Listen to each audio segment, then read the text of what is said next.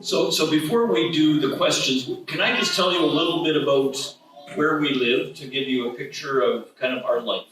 Da. Înainte să dau drumul la întrebări, vreau să vă zic un pic despre locul unde locuim, ca să vă faceți o imagine despre viața noastră. So we live in the center of Canada. Noi locuim în zona centrală a Canadei, In the province of Manitoba. în provincia Manitoba. Where we live is 100 kilometers from the capital city. Locuim la 100 de kilometri distanță de capitală. The closest traffic light to where we live is almost 100 kilometers. Primul semafor față de casa noastră este la aproape 100 de kilometri. So it's the closest town is 1,200 people. Cel mai apropiat orășel are 1,200 people. Are 1200 de oameni. So when we talk about we're in an area where there's lots of farms. Suntem într-o zonă unde există multe ferme. But when Bev talked about the library, it's a small library in our town, but the librarians want people to access books.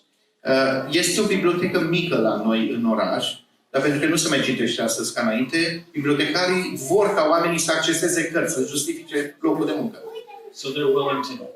Așa că sunt dispuși să ajute. What he also didn't tell you is that we live 8 kilometers from the town in the forest. Și cu o chestie, suntem chiar la 8 km în pădure și față de orășelul ăsta de 1200 de oameni, mai suntem și în pădure 8 km. We don't farm. Noi nu avem fermă. We only have 2 cats. Avem doar 2 pisici. They give eggs, milk, anything. The cats give milk. Just meow. Just meow. Azi nu dau lapte, nu dau numai miauri dau. But it did give us the opportunity to raise chickens because we had land. Dar avem oportunitatea să creștem găini pentru că avem teren. We also have a 10 meter by 5 meter in-ground pool. Swimming pool. Da. Și avem și o piscină de 10 pe 5 metri, adică la nivelul terenului. It came with our territory when we bought it. Când am cumpărat era acolo piscina. So our daughter took advantage of that. When she turned 18, she got her credentials to teach swimming and she offered lessons in the community. And she taught 6 weeks all day for every summer from 2000 to 2006. Așa că fetița noastră a profitat de chestia asta și și-a obținut niște calificări să poată să predea în not și în fiecare vară ținea niște cursuri intensive, zilnice, timp de 6 săptămâni de not, la noi în piscină, pentru comunitate. Teaching swimming is very profitable. Și să știți că să predai în not e foarte profitabil. She put herself through university. În felul ăsta și-a susținut singură costurile pentru universitate. Working 7 weeks a summer. Lucrând doar 7 săptămâni în vară, își plătea tot anul de studii. I took over the business when she had her first baby. Eu am preluat afacerea asta de la ea când a născut primul bebeluș. And I taught swimming in our pool until 2019 and then 20 COVID shut it down. Și până în 2019, după aceea în 2020 a venit COVID-ul, am predat eu în continuare în notul la noi. I'm retired now. Acum m-am pensionat. So we have been involved in, I was an agricultural scientist for almost 40 years. Eu timp de 40 de ani am fost un om de știință în domeniul agriculturii. And we're now involved in home education around the world. Și acum suntem implicați în această lucrare cu educația acasă la nivel internațional. But we find over and over that the people, whether they're in Abu Dhabi or Cluj or you name the place, the questions are the same. Dar ce descoperim cu uimire e că indiferent că sunt în Emirate, în Abu Dhabi sau în Cluj sau în orice alt loc, părinții au tot aceleași întrebări. So your questions. Așa că vrem să auzim întrebările alea aceleași în care le aveți încă o dată. So let's ask the same questions again. Well, we're surprised every swap. De fiecare dată mai avem totuși câte o surpriză. Ok, întrebări?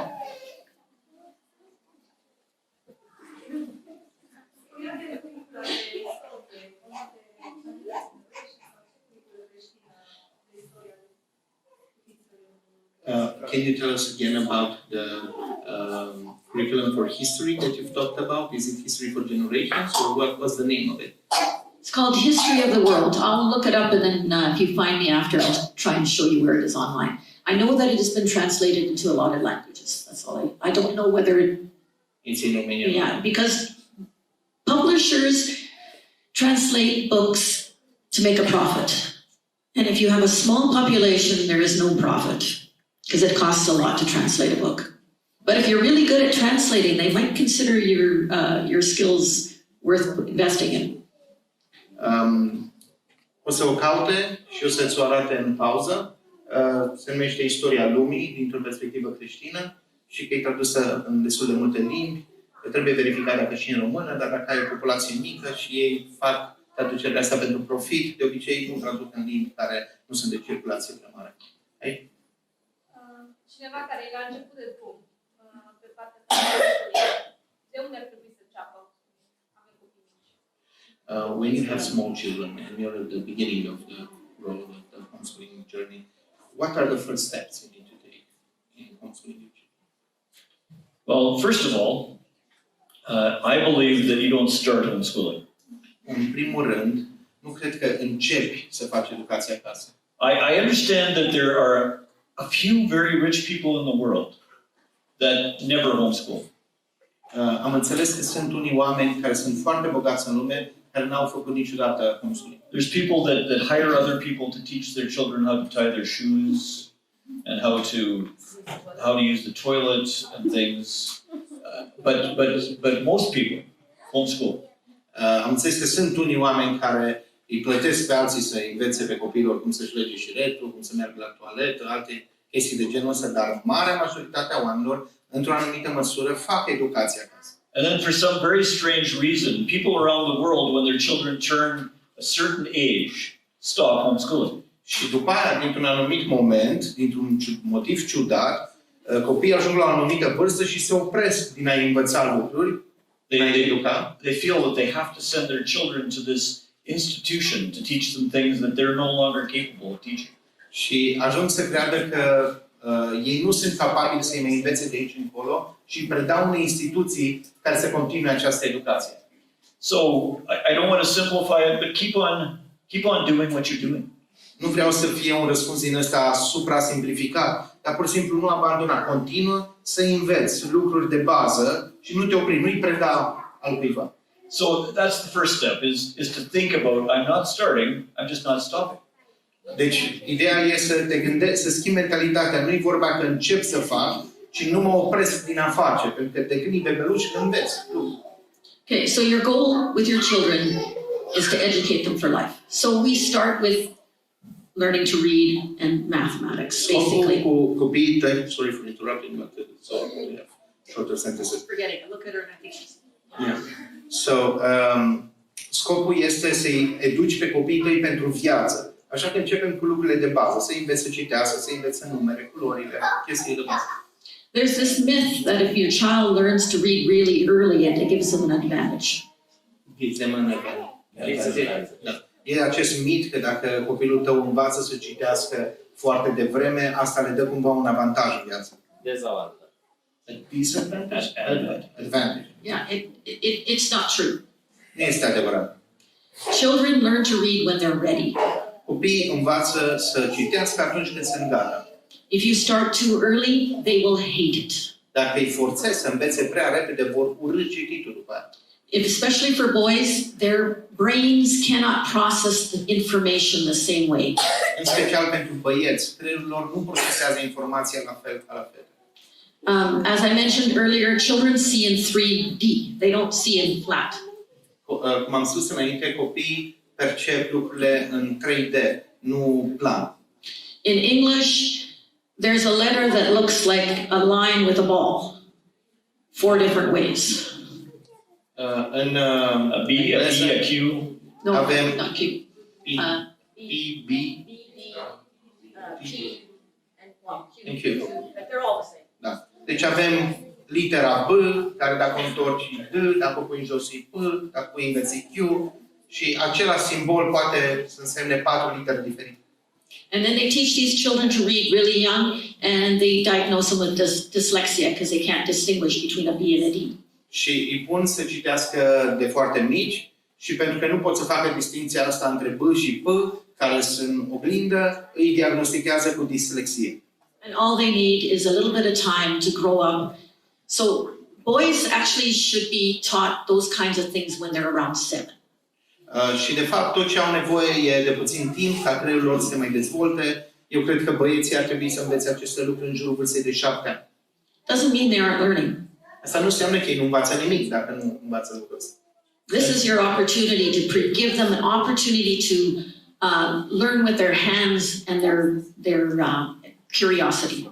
Și asta e o oportunitate să le creezi un context în care ei să învețe făcând lucruri cu mâinile, folosind curiozitatea lor.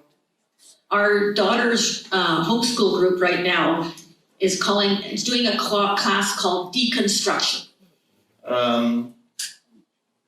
Grupul fiicei noastre de familii care fac homeschooling au o întâlnire de la ora 3 care se numește Deconstrucție. They are taking broken electronics and appliances and taking them apart. Da.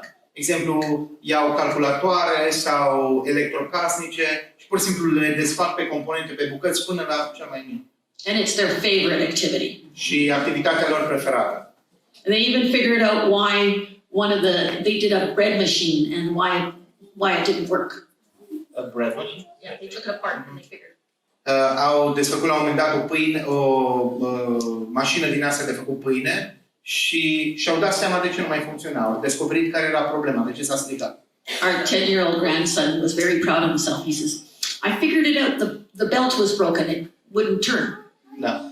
Băiețelul nostru de 10 ani era foarte mândru de sine că a descoperit că ceva curea s-o rupt și din cauza asta nu mai funcționa îngrenajul. It's important to realize that children learn at very different levels, very different speeds. E foarte important să înțelegeți această idee că copiii au nivele diferite personal de învățare, viteze diferite, au nivel diferit. It doesn't mean you do nothing. Asta nu înseamnă că tu nu faci nimic din cauza asta. But you have to work with what they're capable of. Dar trebuie să lucrezi cu ceea ce sunt capabili să facă. So our daughter learned to read very quickly. De exemplu, fiica noastră a învățat să citească foarte repede. But we had friends whose son took a long time. Dar avem niște prieteni a căror fiu And the parents were educators. a luat mult timp să învețe și amândoi părinți care au profesori. So he got to be 6 years old and didn't read. Well, he got to be 8 years 9. old and didn't read. He got to be 9 years old and didn't read. Da, până la 9 ani încă nu citea. And the grandparents were Not impressed. very, very Și critical. bunicii erau foarte critici. So how old was he when he finally? At 10, they got some advice on how to work with him, and all of a sudden it clicked. And within 2 months, he was at grade level. La 10 ani au fost sfătuiți de cineva niște lucruri ce să le schimbe și în 2 luni au făcut atât de mult progres încât o recuperat și au ajuns la nivelul clasei la care trebuia să fie la vârsta aia. But they didn't make him feel that he was behind. Dar nu l-au făcut să se simtă tot timpul că el e în urmă. El e cumva retardat. And he was able to keep and grow into a love of learning. Și a ajuns să dezvolte după aceea o iubire de învățare, să învețe cu drag. That doesn't mean he didn't progress in other subjects. Și asta nu înseamnă că pe alte domenii, nu pe citire, nu a avut progres. În alte domenii creștea obișnuit. Because his mom read to him. Read. Pentru că mama lui citea mult și îl expunea la multe informații. She read the science and the history and the geography to him. Îi citea istoria, geografia, știința, îi citea și explica. And he could do mathematics too. Și făcea la matematică, se descurca, îi plăcea. Other questions? So I just want to speak to the question about what are the first steps. Așa că vreau să răspund la care sunt primii pași. Just start. Începe. Find something that you are interested in and you think will fit your family. Găsește ceva care este de interes pentru tine și crezi că ar interesa și pe copiii de familia ta. Now I use that word, think, will fit your family because you don't know yet. ce crezi că se va potrivi familiei tale, pentru că adevărul că încă nu știi dacă se va potrivi sau nu. And then start to experiment and find what works. Și apoi începe, experimentează până găsești ceva ce funcționează. There's a reason why homeschool organizations around the world have used curriculum sales. Este un motiv pentru care în lume de obicei se fac târguri de genul ăsta de materiale de homeschooling utilizate pe care se pot să le cumpere unii de la alții. Because they're able to share things that doesn't quite fit their family, but for another family they're perfect. Pentru că în felul ăsta sunt anumite materii sau resurse care la familia lor nu s-au potrivit, dar la o altă familie se potrivesc perfect. Ar fi fain să avem un târg din ăsta în viitor, nu? I said that it would be nice to have sale like this in the future. Next year maybe we can organize. There's the organizer right there. Avem organizator. No, that's the Bible there. I'm the organizer. Okay. Da? I have a question. You mentioned earlier the word discipline when doing homeschooling. Maybe you could develop on that idea a little further. How does discipline translate while doing homeschooling? Pot să traduc în română? Poate sunt persoane care nu au înțeles. Ați menționat înainte cuvântul disciplină. Puteți elabora un pic pe acest subiect? Cum se translatează în lucrarea de educație acasă acest principiu al disciplinei? So when you ask about discipline, there's two meanings. One is where we correct children for some action. The other one is where we The discipline of Okay. having the time organized. Oh, schedule. Okay. I think that's the one you mentioned. That meaning. well, Sunt două, just to translate what you said before, sunt două sensuri a cuvântului disciplină. Unul este să disciplinezi, să corectezi copilul atunci când greșește, și altul este să fii disciplinat, să ai o anumită ordine, un program. Și doamna a zis că de al doilea sens crede că se referea cu a avea o disciplină. first of all, it depends on the family because there's big differences on how a family organizes themselves. În primul rând, depinde mult de la o familie la alta, pentru că sunt diferențe mari în felurile de cum se organizează o familie versus altă familie.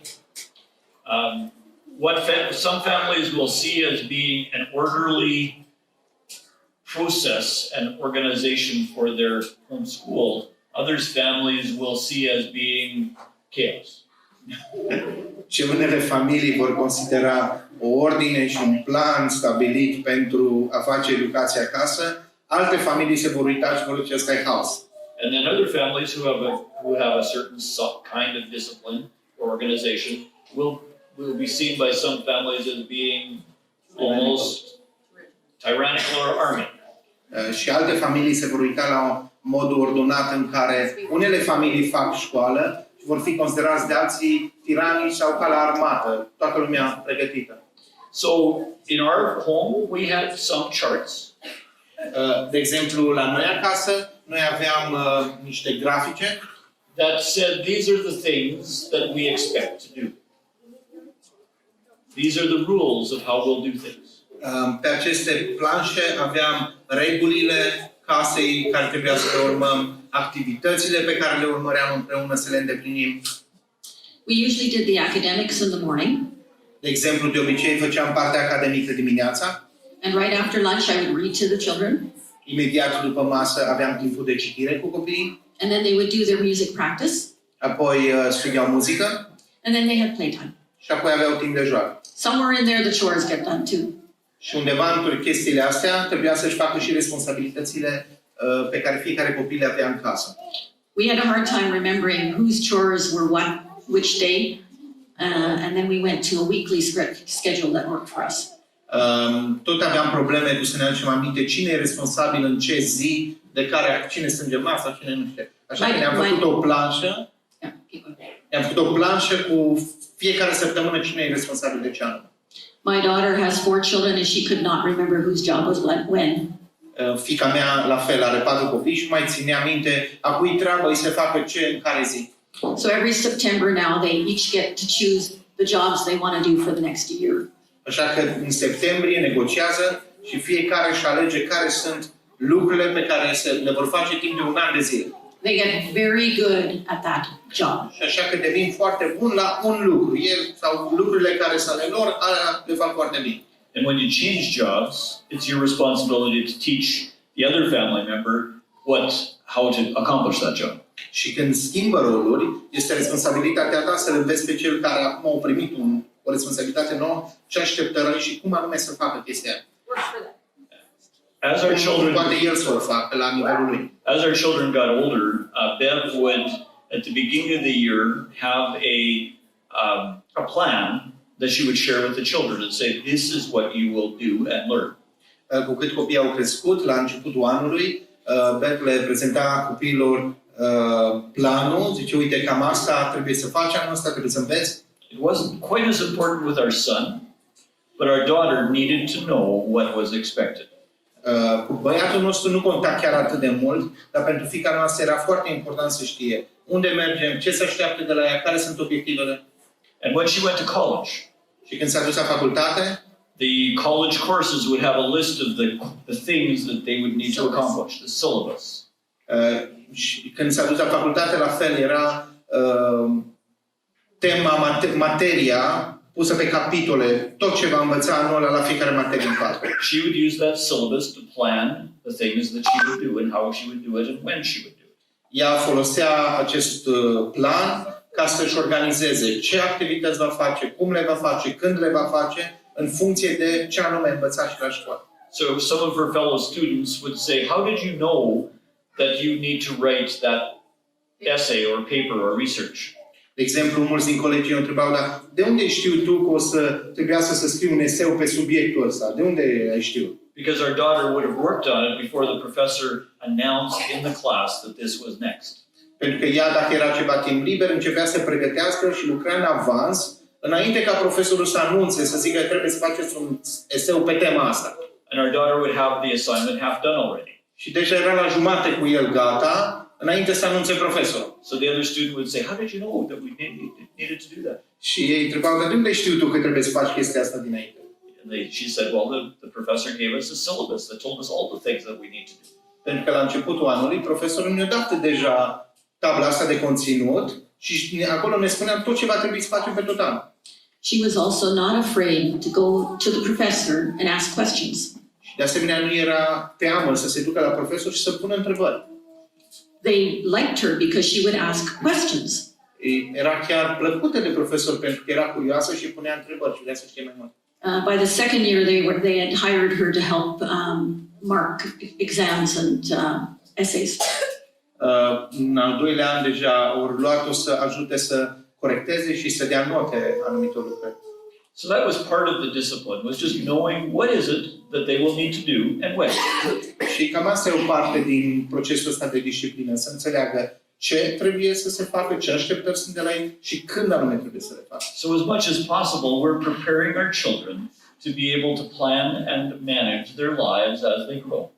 Și ideea e că atât cât este posibil ne pregătim copiii să știe să-și organizeze viața în timp ce cresc, să știe cum anume să împlinească responsabilitățile. When they're young, you check their work daily. Când sunt mici, tu le verifici lecțiile în fiecare zi. As they get older and more responsible, you check it maybe once a week. Cu cât cresc mai mari și sunt tot mai responsabili, poate îi verifici o dată pe săptămână. They still need accountability because they are lazy, just like the rest of us. Tot au nevoie să dea socoteală cuiva, că și ei sunt leneși ca și noi destul. Part of the discipline, I think, is teaching our children how to work, how to be punctual, how to be reliable. Cred că o chestie foarte importantă care ține de disciplină e să învățăm pe copii cum să muncească, cum să fie punctual, să se țină de termeni și cum să fie oameni de cuvânt pe care te poți baza. I had many people that worked for me over the years that thought that they should get some kind of a encouragement or a reward for coming to work on time. Am avut mulți oameni care au lucrat pentru mine de-a lungul timpului, care se așteptau să primească ceva aplauze și recompense că au ajuns la timp la lucru. We tried to teach our children if they were not early, they were late. Noi ne-am învățat copiii că, uite, dacă n-ajungi mai devreme, ai întârziat. So even today, our son arrives at his work at least 30 minutes before he begins his work. Așa că până în zi de azi, băiatul nostru ajunge cu minim 30 de minute mai repede la lucru, înainte să înceapă munca. Those are disciplined life skills. Astea sunt abilități de viață, de disciplină, de a fi disciplinat.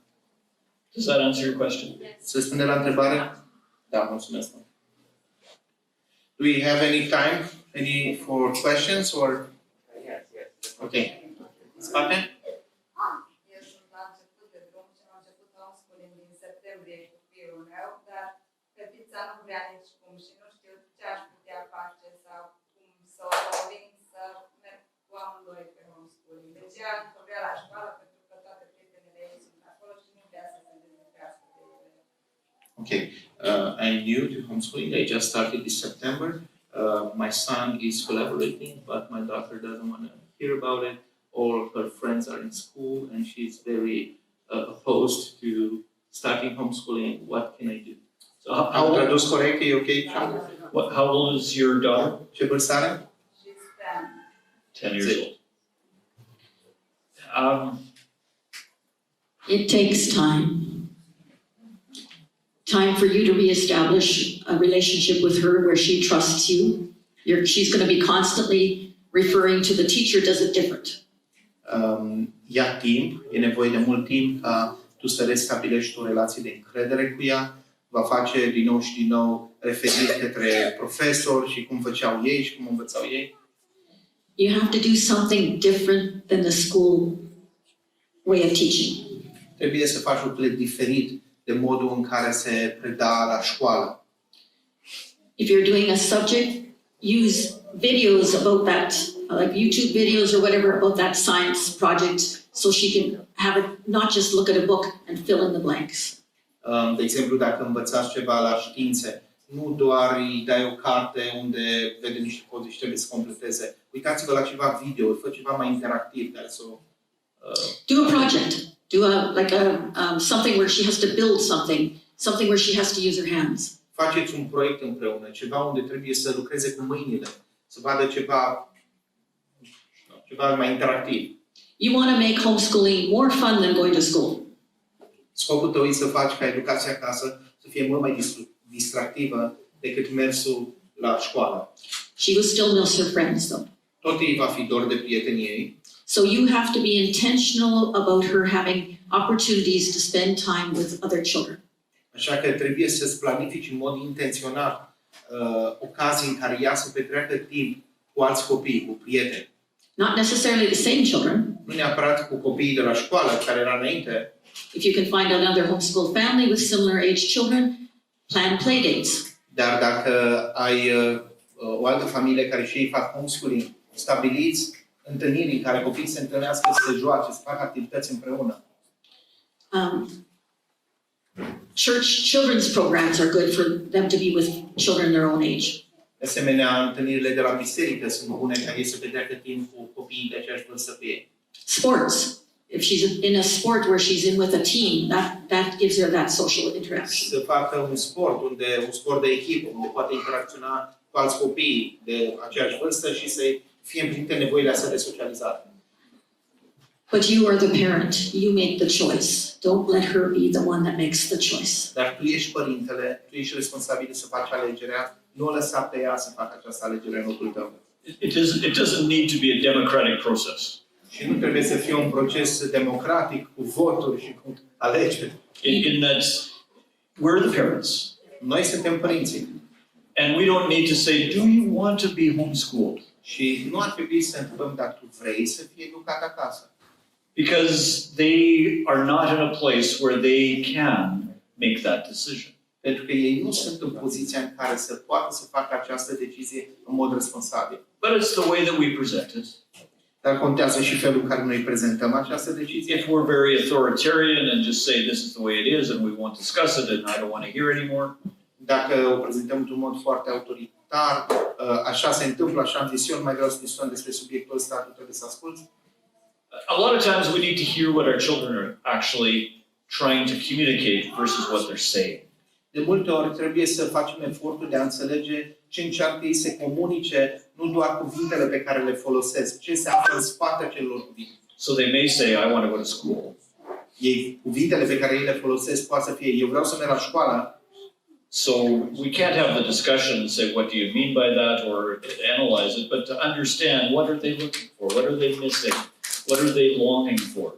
Dar trebuie să avem o discuție, să aflăm ce anume, după ce tânjesc, după ce le dor, ce le lipsește de la școală, ce anume de la școală.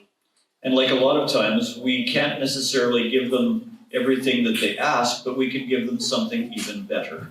Și de multe ori nu putem să le dăm exact ceea ce ne cer, dar de multe ori putem să le dăm ceva chiar mai bun decât ceea ce ne cer. They may not recognize it right away, Și asta nu înseamnă că eu să recunoască că acel lucru fiind mai bun imediat, but if we have a relationship where we can talk and we can cooperate and we can work together, then we can work through it. dar dacă avem o relație în care putem colabora, putem comunica, atunci vom trece împreună prin aceste lucruri cu bine. Your children also need to learn to like each other.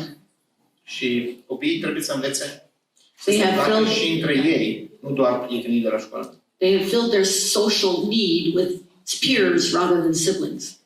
Ei s-au învățat să-și împlinească aceste nevoi sociale cu colegii de la școală, nu în familie cu frați și surori.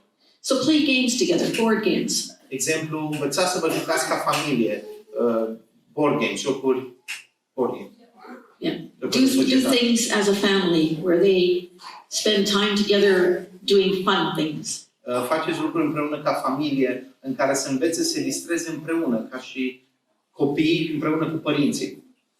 I had a question that was asked me that shocked me Cineva mi-a pus o întrebare care m-a șocat at a homeschool conference. într-o conferință de homeschooling. It was a mother that had several children and wanted to homeschool. Era o mamă, avea mai mulți copii, vrea să facă homeschooling. She said, I love my children, A zis să-mi iubesc copiii, but I don't like teaching children, dar mie nu-mi place să predau copiilor. and I don't like my children. Și în special nu-mi plac copiii mei. How can I homeschool? Cum pot să fac homeschooling? I didn't quite know what to say. N-am știut ce să răspund la asta. But what I did say was that you need to change your heart. Zis că în primul rând trebuie să se schimbe inima ta. And that will take time to be able to have you like your children and your children like you. Și asta va lua mult timp, ca ție să înceapă să-ți placă de copiii tăi și copiilor tăi să le placă de tine. Sometimes it takes time to actually like being with each other. Câteodată trebuie investit timp și efort ca să ajungi să-ți placă să stai în prezența celorlalți, să petreceți timp împreună. Yes, we love each other, Da, ne iubim unii pe alții, but this is not fun. să fim sinceri, nu e prea distractiv să fim împreună. So when you start, you have to be intentional of developing a new relationship, not as buddies, Și trebuie să fii intențional în a lucra la a dezvolta o relație, nu neapărat fiind prieteni, but as a parent and a child ci ca și părinte și copii, who love each other and actually like being with each other. care se iubesc și chiar se delectează, care își găsesc plăcerea în a fi împreună ca și familie. So I can't tell you completely of how to do that in your family, but I think it takes that intention. Nu știu exact cum să faci tu asta în familia ta, dar cred că e nevoie de această intenție, să lucrezi în direcția asta. But what I can tell you is it's worth it. Dar ce pot să spun e că se merită să faci asta. In the outcome, what happens in the end, it's worth it. Când te vei uita la rezultat, la ce se întâmplă la final, se merită.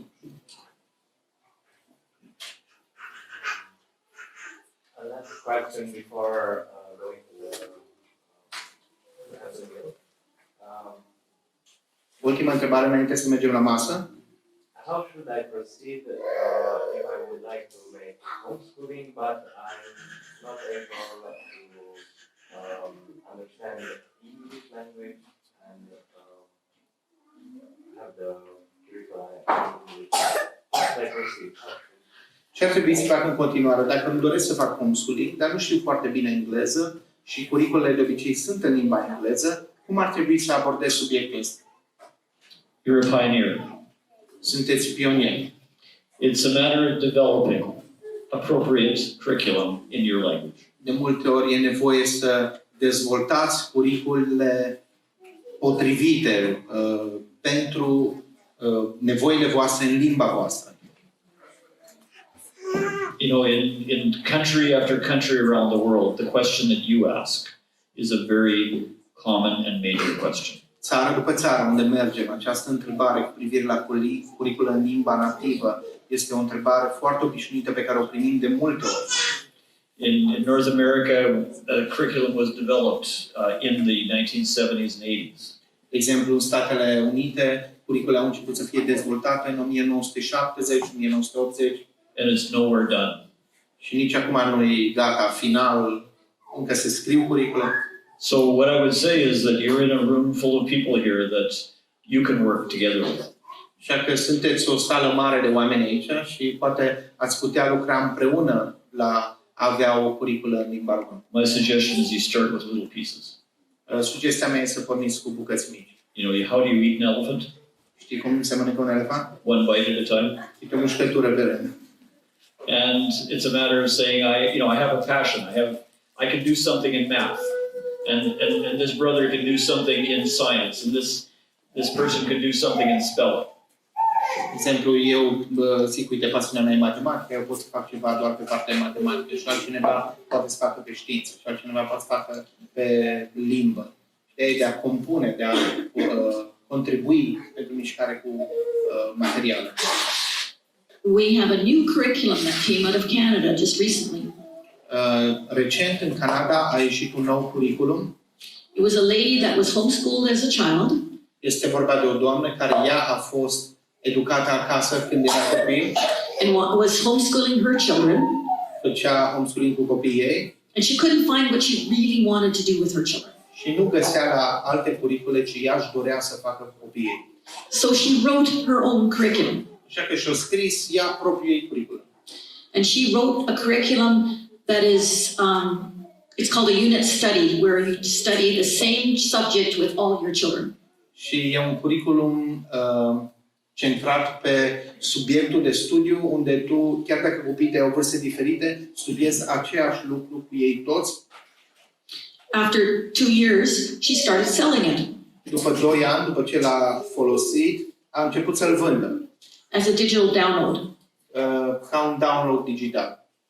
She is now a huge curriculum supplier. She has 4 years of unit studies that you repeat after 4 years to the younger children. Și acum e un mare furnizor de curricul, are curricul pe 4 ani, pe un nivel și după aia se repetă aceleași teme, dar mult mai elaborat. The last 2 years, she hired other homeschool moms to write different units. Și în ultimii ani au angajat alte mame care fac homeschooling să scrie alte bucăți de curriculum de care era nevoie. You guys have to be the pioneers. Voi trebuie să fiți pionierii care faceți munca asta în română. But you could take a topic, like a particular time in history, Un timp din istorie, de exemplu. and then build a unit around that, the literature, the history, the geography that's all built around that. Să discutați despre geografia, despre istoria, despre contextul în jurul acelui eveniment. Our grandchildren right now are doing a unit study on dinosaurs. De exemplu, nepoții noștri studiază acum dinozauri. So they're learning about the science, the Învață archaeology, știință, arheologie, scripture, scriptura, ce spune despre asta, Creation. and yes, there's dinosaurs in the Bible. creația și da, vorbește Biblia despre subiectul ăsta dinozaurilor.